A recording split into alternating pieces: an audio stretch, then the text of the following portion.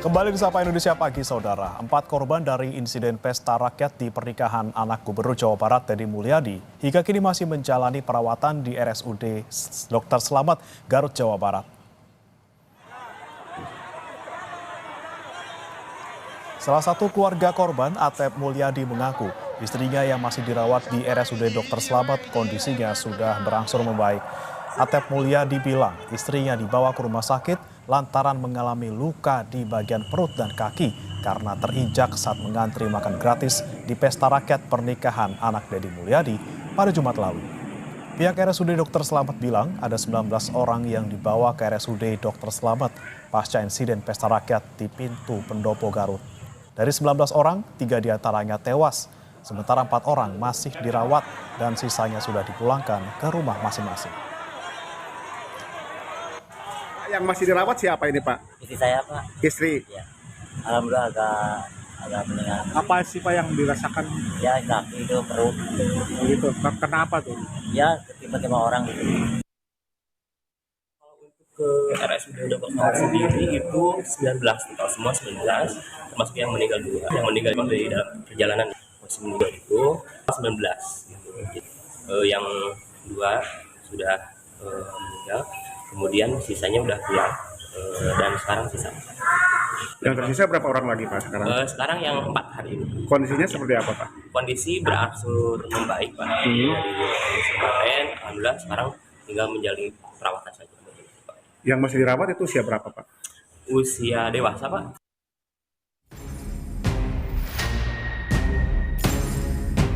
Tak ada yang menyangka jika hari bahagia pernikahan anak Gubernur Jawa Barat dan Wakil Bupati Garut akan berujung petaka. Pesta rakyat yang dirancang untuk berbagi kebahagiaan bersama warga justru menyebabkan 3 orang tewas dan puluhan lainnya harus dirawat di rumah sakit. Aisyah, salah satu korban selamat, menceritakan insiden kericuhan di pintu pendopo saat massa berebut masuk ke dalam. Ia mengaku hari itu rela datang ke pendopo sejak pukul 6 pagi untuk bertemu dengan Deddy Mulyadi serta pasangan Maula Akbar dan Putri Karlina. Saat berdesak-desakan, waktu di belakang masih aman-aman saja. Ya pas mau masuk, udah masuk ke dalam, pas itu semua ngedorong gitu, pas gubrak semua gitu. Jadi langsung ibu keinjak-injak sama anak ibu. Ya ceritanya mah yang pertama pengen ketemu sama Bapak Deddy sama Bu Putri gitu. Ingin ketemu langsung. Yang kedua ya itu ingin mencicipi pesta rakyat gitu. Di sisi lain, Gubernur Jawa Barat Deddy Mulyadi mengklaim tidak tahu menahu soal adanya pesta rakyat dalam rangkai perayaan pernikahan anaknya. Namun, Deddy bilang siap diperiksa polisi jika diperlukan untuk investigasi kasus tersebut. Saya dengan lapang dada dan dengan tangan terbuka bahkan mendukung upaya investigatif atau upaya penyelidikan yang dilakukan oleh Polda Jabar, lakukan secara transparan agar publik mendapat penjelasan yang objektif. Semua orang kedudukannya sama di depan hukum. Mau anak saya, mau diri saya sendiri kan kalau dipanggil harus datang dan memberikan keterangan secara benar. Bagi saya nggak ada masalah.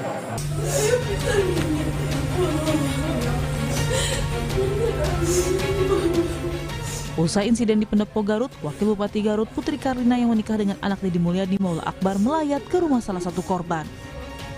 Putri bersimpuh menangis dan meminta maaf kepada keluarga korban lantaran insiden pesta rakyat di acara pernikahannya.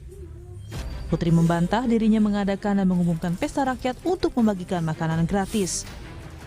Putri bilang makanan yang hendak dibagikan merupakan porsi makanan yang masih tersedia usai acara hajatan. Ingin masyarakat, kalaupun ada yang mau makan silakan datang, tapi tidak diumumkan.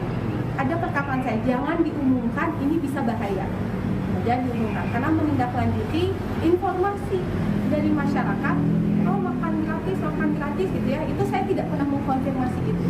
Saya tidak pernah mengumumkan, kalau boleh cari di media sosial saya tidak pernah mengumumkan, tapi kami memfasilitasi kalau ada yang misalnya tanya, Bu katanya ada makan gratis, oh ini bohong. Nah saya memfasilitasi itu. Sebelumnya, polisi juga memastikan akan menyelidiki insiden pesta rakyat di pintu pendopo Garut. Polisi akan menyelidiki apakah ada unsur kelalaian dalam penyelenggaraan pesta rakyat dan mencari siapa pihak paling bertanggung jawab atas petaka pesta rakyat di pintu pendopo Garut pada Jumat 18 Juli lalu. Tim Liputan Kompas TV.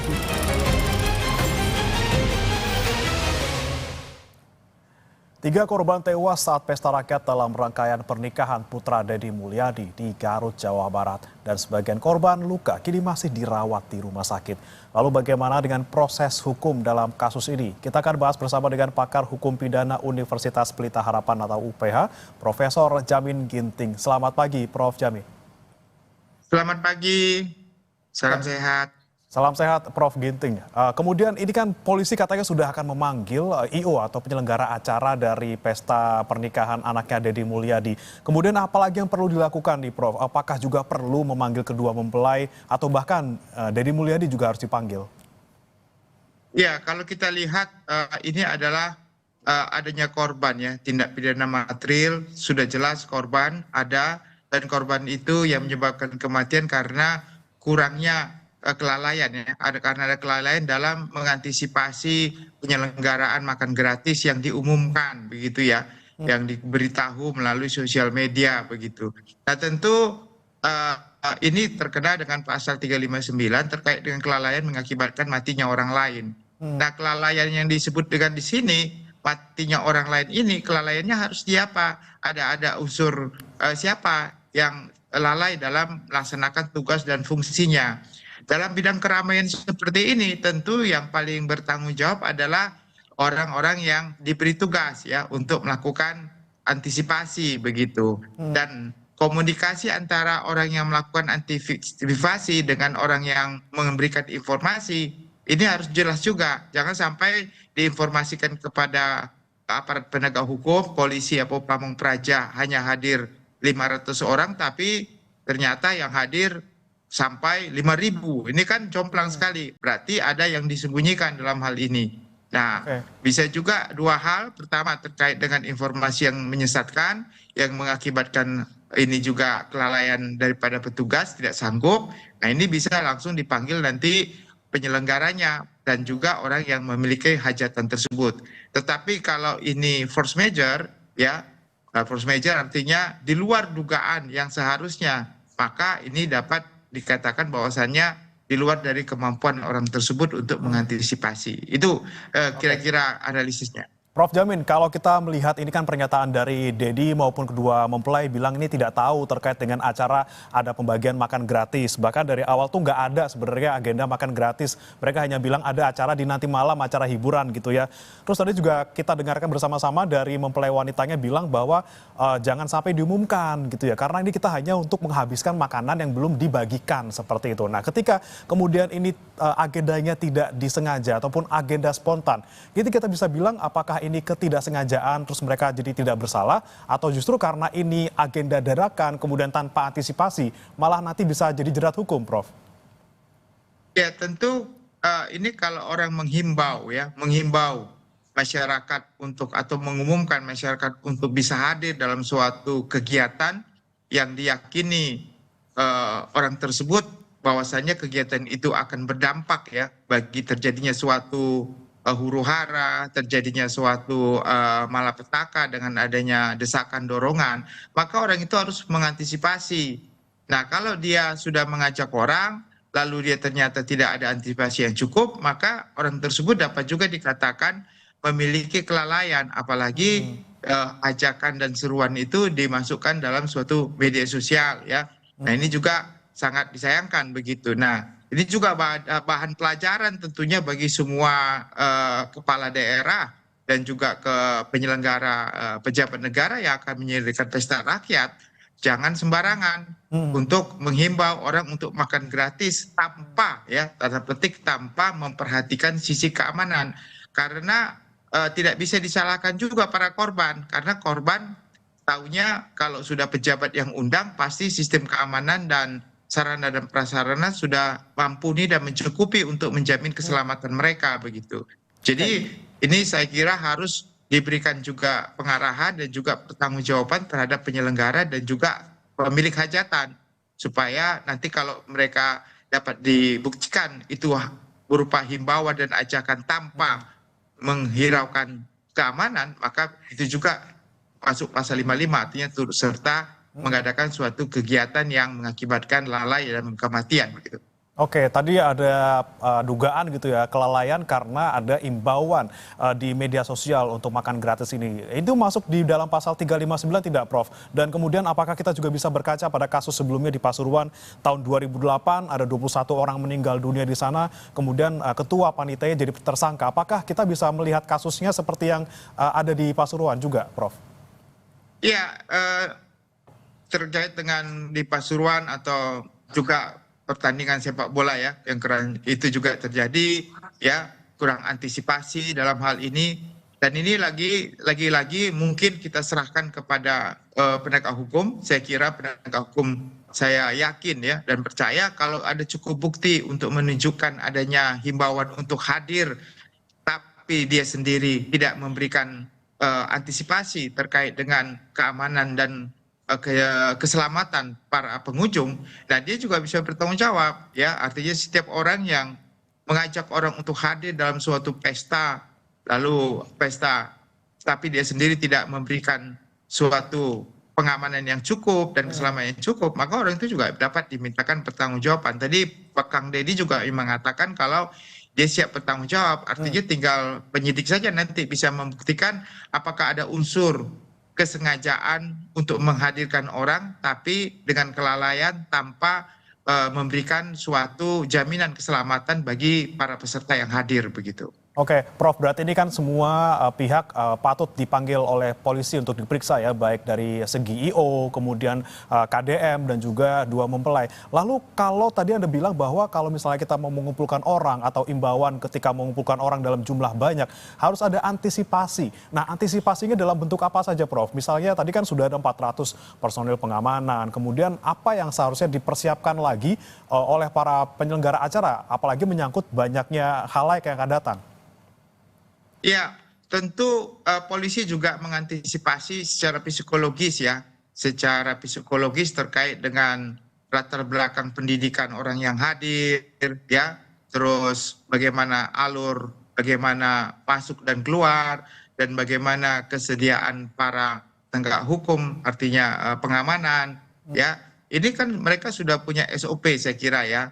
Nah, saya khawatir hal ini kurang cukup ya untuk diantisipasi, terlibat terutama dari latar belakang orang yang hadir kan begitu, yang tentunya latar belakang pendidikan dan juga latar belakang desak-desakan kebutuhan mereka sangat sulit ya saya kira untuk bisa diantisipasi begitu. Jadi ini benar-benar suatu hal yang harusnya tidak terjadi kalau dari awal sudah dipersiapkan dengan matang begitu. Yang walaupun sebenarnya Kang Deddy dan teman-temannya mengumumkan, tapi kalau diantisipasi dengan cukup rapi dan cukup matang, saya kira nggak bisa terjadi seperti ini. Terlepas dari jumlah yang tidak bisa diantisipasi ya dengan membludaknya. Karena kalau orang anggaplah ya ada suatu pejabat mengundang orang makan tanpa membatasi, wah ini bahaya sekali kan, bisa semua orang hadir begitu ya. Baik, kita lihat sekarang faktanya, Prof, sudah ada 3 orang yang meninggal dunia, kemudian sejumlah lainnya luka-luka.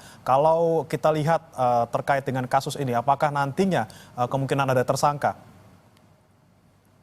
Tentu kalau penetapan tersangka itu didasarkan pasal 359 tadi, harus ada hubungan terkait dengan kelalaian langsung atau bersama-sama ya terkait dengan itu. Nah, kita lihat saja nanti apakah ini kelalaian murni karena adanya kekurangsiapan daripada petugas dalam mengantisipasi kegiatan ini, atau memang ada himbauan yang sebenarnya himbauan itu tanpa didampingi atau tanpa dipersiapkan dengan pengamanan yang cukup begitu. Ini akan kita lihat. Kita lihat kan tadi kan dari Kang Deddy sendiri dan dengan para pelaksana kegiatan saling berkomunikasinya kurang pas ya. Ada yang satu melimpahkan yang lain. Nah, ini saya kira harusnya dua-dua harus bisa dipanggil untuk mengklarifikasi dan membuat jadi terang apa sebenarnya yang mengakibatkan secara langsung kejadian ini begitu.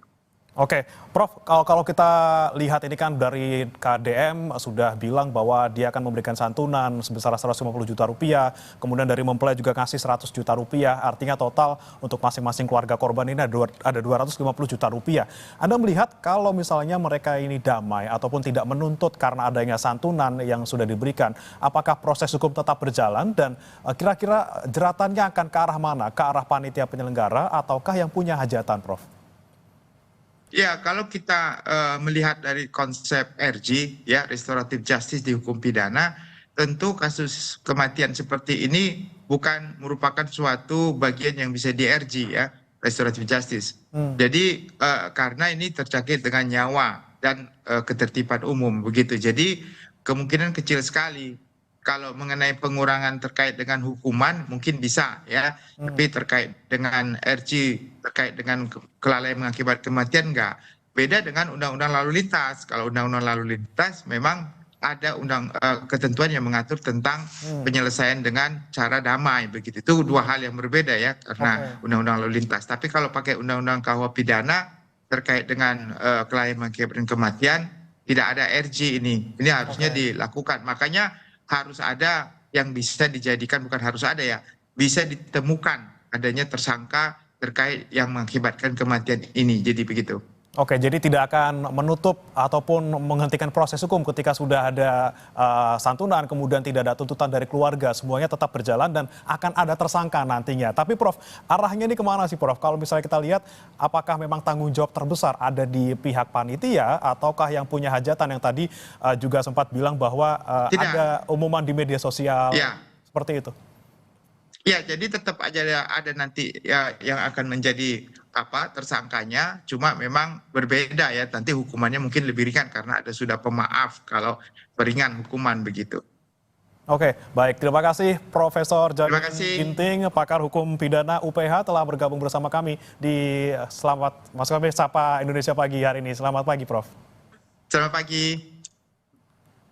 Jangan beranjak, saudara, kami akan kembali dengan informasi lainnya. Korea Selatan dilanda banjir akibat hujan deras selama 5 hari terakhir. 14 orang tewas dan 12 lainnya hilang. Jangan lewatkan informasi.